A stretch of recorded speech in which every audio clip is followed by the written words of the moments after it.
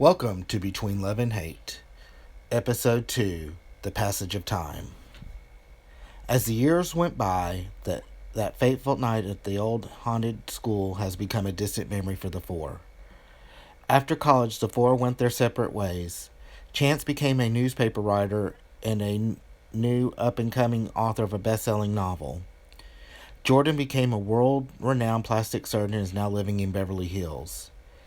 Ariel never finished college and inherited the local diner that her parents left after they retired, so now she runs Merle's Diner. As for Tempest, who is now head of the English department at the local university, met Paul Masters a year after that fateful night, and a year later she was married to Paul and had a son, Cody. As she sat in her office that was filled with awards, accolades from various literary journals, and various pictures of her family, Tempest was stumped by a speech she was writing. She decided she had enough of the shadiness of the local government and decided to run for mayor of Shreveport. She stared blankly at the computer screen and trying to write a speech for an upcoming campaign luncheon. She had never had writer's block like this before. She had a talent of writing essays, poetry, and short stories, but this type of prose was another type of animal altogether. She was used to creating images, characters, and plot. She is not used to writing about hard, cold facts. Journalism was not her cup of tea. Speaking of tea, she took a large gulp of her Earl Grey that was cooled by the passage of time. Tempest's secretary comes into her office with inter-office mail, journals, magazines, and a copy of the New York Times.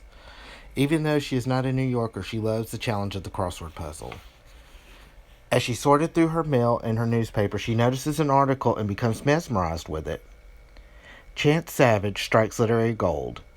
The title was that was the title of the article. She read the article and an idea came to her. She gets on the phone and calls New York Times. It was a long shot, but at least she would give it an old college try to reach him. New York Times lifestyle section, the prim and proper receptionist answered. Yes, Chance Savage, please, Tempest responded. May I ask who's calling, said the receptionist. Tempest Sands. As she sat and listened to the music version of The Sign by Ace of Base, she grew nervous to see if she could get a hold of him. Suddenly, the music stopped and the line connected. Well, I'll be damned as I live and breathe. Long time no speak, stranger, Chance yelled in excitement. Tempest was so excited to hear his voice. She truly has missed Chance. The two had a long conversation and caught up on what was going on with their lives, catching up on old times, and the conversation went quite well. Tempest then explains that she is running for mayor. Chance was excited for her and told her that if she needed anything, he would help her. She was relieved that he mentioned that. She asked him that she will pay him to be her speechwriter for her campaign. Chance thought about it for a second, and he stated that he needed a vacation to get away for a while, and he would be more than happy to assist her, and would close things up at his penthouse in Manhattan to take a flight that evening. Chance then set down the phone and calls for his assistant to come into the office. The young hipster blonde girl with the pixie haircut entered his office with her notepad and pencil. Cheryl, please book me a flight out to Shreveport right away. Tonight would be preferable. Hey, also, have you tried to reach Jonah again?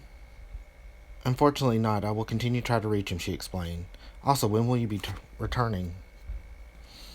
Just leave my return open-ended, Chance said as he frantically gathered up his laptop, iPad, and other assorted office materials he needed for his trip. And of course you can't reach him. I'm not surprised. He's probably out fucking his 17-year-old boy tart. Don't worry about contacting him.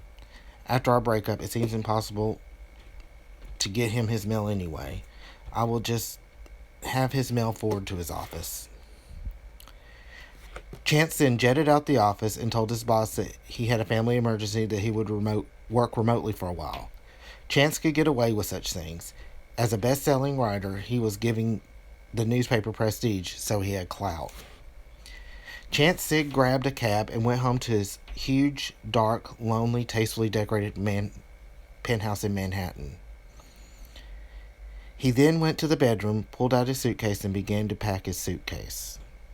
As he began to pack it, He knocked off a picture of him and Jonah in a white button-up shirt and jeans outside a small lighthouse in Maine. He remembered that was the place where they were legally married, the place they were joined as one. Chance then dropped to the bed and began to sob. All the pain and hurt he ever felt overcame his presence. Love has normally eluded Chance. He was the type of guy who was not extremely attractive, but had a heart. He was the type of guy that he was looked at as a friend. He never got out of the friend zone. No one really wanted to date him. Love was the one thing Chance longed for more than anything. He wanted nothing more to spend the rest of his life with Mr. Right, and had a whole white picket fence fantasy, but it was never meant to be. Even the memory of his first love came back. His first love was a young law student by the name of Nicholas. The two were dating, and things were getting serious between them, until Chance's best friend, Jordan, had to destroy the relationship. Jordan had seduced Nicholas and dumped Chance for Jordan. Jordan was the type of person who he thought he was God's gift to men. He wasn't conceited at all. Jordan was convinced. He was always using men like Kleenex. He had everything Chance ever wanted, and now his man. Chance never forgave Jordan for that incident and vowed never to speak to him again. After the flashbacks of his torment in the name of love, Chance told himself to snap out of it. With all the years of love lost, lack of self-esteem, Chance had become a warrior. He threw himself into his work and closed his walls up after Jonah had left him. Chance vowed never to love again. It was later that night. The small jet landed on the tarmac of the small metropolitan airport. As Chance collected his messenger bag and jacket, he got off the plane. He looked around the small airport and the memories of his childhood, the smells, the sounds, and the nights of riding around town, going to Merle's Diner, and staying out all night with his friends came back to him. Chance then goes to the luggage belt to retrieve his luggage. He targeted his silver hard suitcase and grabbed it. He then situates himself and he begins to turn the tarmac and looked around, and Tempest was there, standing there with her paw to surprise him. It was like time never passed. The now 30-somethings transformed two 18-year-olds in the blink of an eye. The two hugged each other and began to talk about how time has not changed, but how old they got. She then introduced Chance to her husband, and the three went to dinner. The three went to a steakhouse at the local casino, and Chance and Tempest regaled on old stories of their wild years and what the friends were now doing. They began to talk about Ariel. Ariel was a member of the original four. She was the type of person who was all about her friends. Her goal in life is to party and be only with her friends. She lived life as an eternal high school girl. Tempest began to tell her about after Ariel's divorce from a man who turned out he wanted to be a transsexual. Her parents retired and left her the old hangout, Merle's Diner. Chance spits out his wine.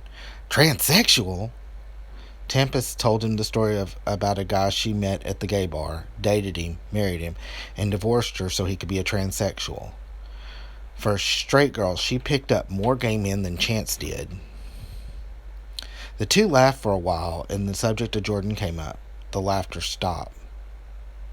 "Oh, Chance, I'm so sorry for bringing his name up," Tempest said silently. Chance just shook his head and gave her a slight grin. "Don't worry about it. I've let it go. I may not have forgiven him for what he did for me, but he's far away. I don't even worry about it anymore." After the night of talking and getting caught up, Chance grew tired. "I think I'm going to check into my suite and hit the hay for evening. We can begin tomorrow." Chance parted ways with the couples and went to his room. He began to sort through his belongings and set up the small office on the desk of his room. He turned to his computer to see an email. It was from Jonah. He's sure he wasn't ready to open this box just yet. The wounds were healing. He was not wanting to rehash these old wounds. He took the mouse and deleted the email. Out of sight, out of mind. Meanwhile, back at the master's house, Tempest and Paul have come up and noticed there was a noise coming from the kitchen. Tempest and Paul creeped into the kitchen to see their son Cody and a strange girl wearing all black with black matted hair and a nose ring, sitting at the table devouring leftover meatloaf from the night before. Cody, what are you doing here? Paul questioned. You should be in Baton Rouge at school, Tempest said. Cody stated that he dropped out and he began to introduce his parents to Madison, his fiancée. Wait, what? You're barely 18 years old, Tempest explains as she began to become enraged. She held her tongue, though. She kept her composure.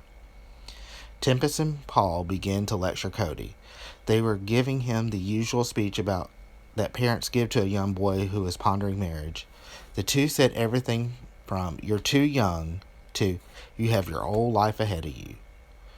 Paul then demanded that he and Cody go back to Baton Rouge tomorrow and straighten things out with the dean. Dad, Mom, there's kind of more to this. Then Cody stood up, took Madison's hand, and stated, "We're having a baby."